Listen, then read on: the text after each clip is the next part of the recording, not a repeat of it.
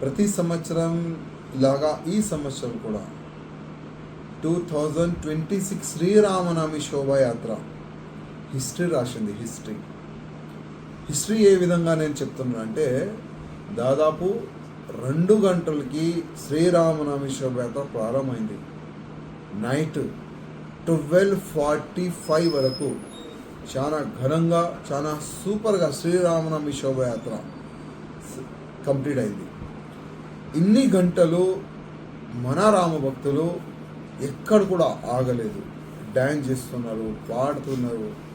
ఇదే శోభయాత్ర చూడడానికి ఆకాశపురి హనుమాన్ మందిర్ నుంచి మన పురాణపూర్ కానీ, బేగం బజార్ కానీ, చిన్న బజార్ కానీ, బర్తన్ బజార్ కానీ, కోటి కానీ, హనుమాన్ వంశలా కానీ ప్రతి ఒక్క చౌరస్తాలో రామభక్తులు సహా ఫ్యామిలీ కూడా నిలబడ్డారు. ఇంత నైట్ అయిన తర్వాత కూడా మీ అందరికీ నా హృదయపూర్వక ధన్యవాదాలు.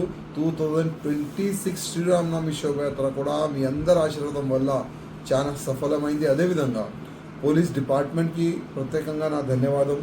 అదేవిధంగా మున్సిపల్ కార్పొరేషన్ కానీ, వాటర్ వర్క్స్ డిపార్ట్మెంట్ కానీ, ఎలక్ట్రిసిటీ డిపార్ట్మెంట్ కానీ అందరు కూడా చాలా అంటే చాలా మంచి పని చేస్తున్నారు. అందరికీ నా హృదయపూర్వక ధన్యవాదాలు. అదేవిధంగా ఎట్టి పరిస్థితుల్లో వచ్చే రామభక్తులు గోషామేళ కాన్స్టిట్యున్సీలో ఆకలి అయితే వాళ్ళకి భోజనం తినిపిస్తున్నారు, దాహం అయితే వాటర్ కూడా తాగిపిస్తున్నారు, జ్యూస్ తాగిపిస్తారు. అందరు కూడా మన మార్వాడీలు కానీ, మన తెలుగు అన్న తమ్ముళ్ళు కానీ, మన సిక్కులు కానీ అందరు కూడా చాలా అంటే చాలా మంచి వ్యవస్థ చేసినారు.